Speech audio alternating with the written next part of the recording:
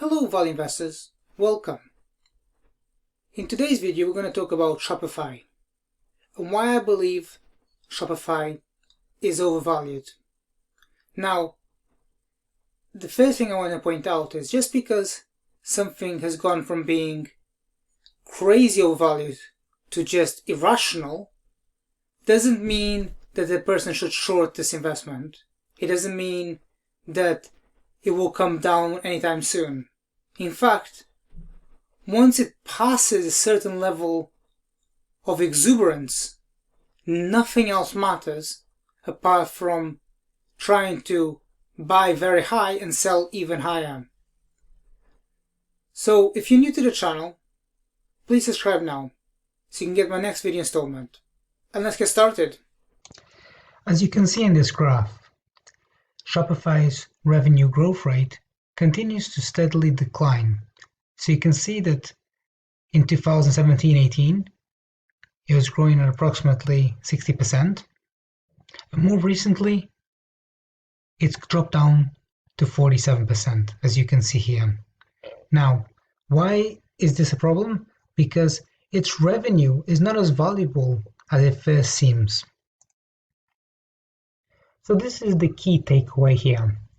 Even if you do not agree that Shopify is overvalued, it's important to at least understand the key drivers.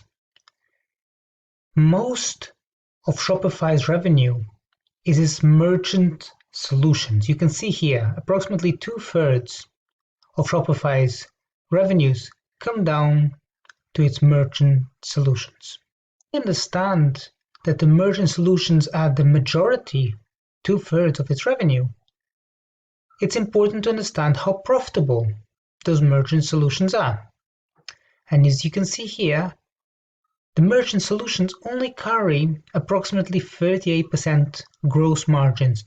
This is margins before the costs to having its executive team, research and development, any kind of operations. This is at the gross profit margin.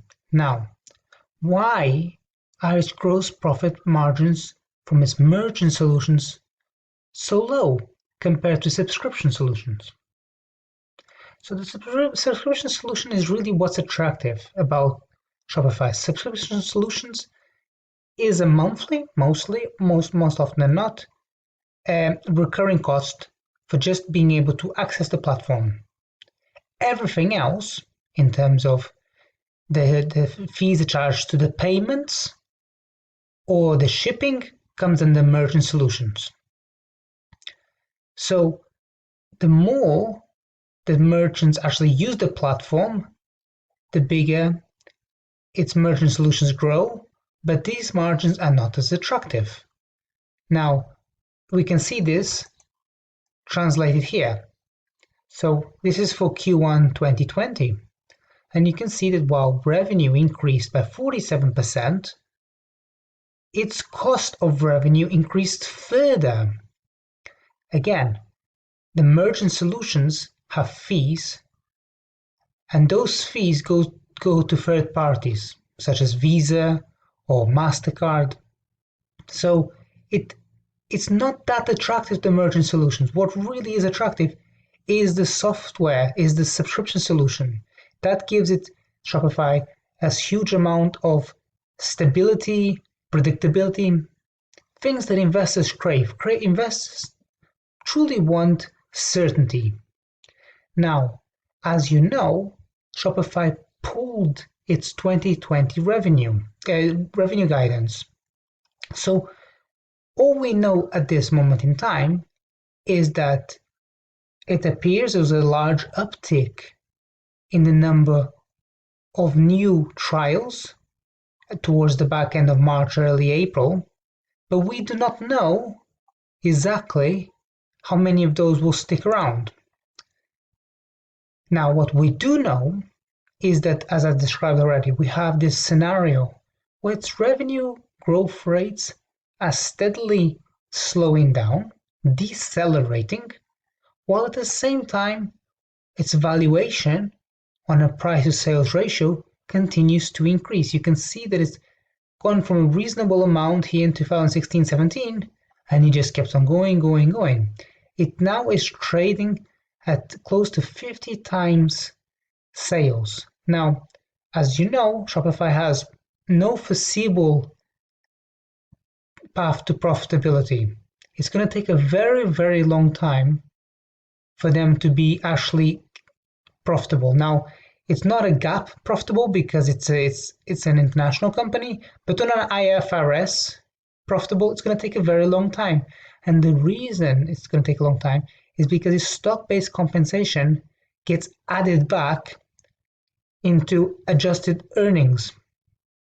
Now, as a reminder, stock-based compensation increases over time to retain top executives, to retain talent at the top of Shopify's executive C-suite.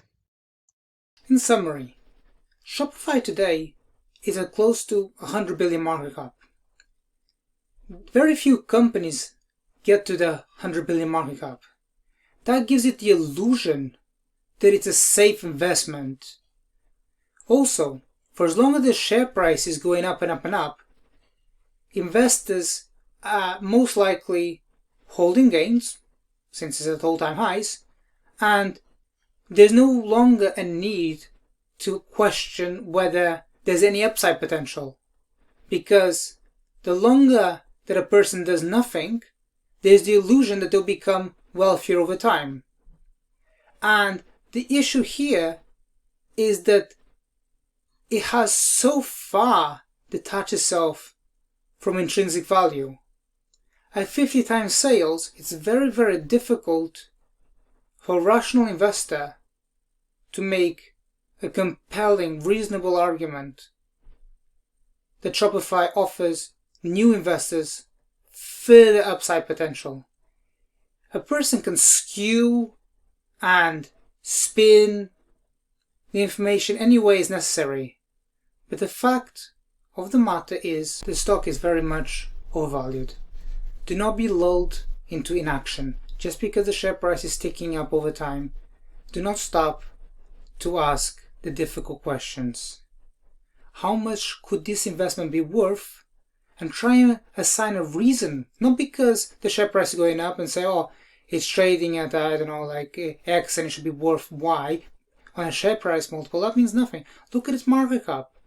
Look at some of its peers. Try and make a reasonable assessment relative to its fundamentals of why there could be any more upside potential. So I hope you found this video useful, and I'll see you next time.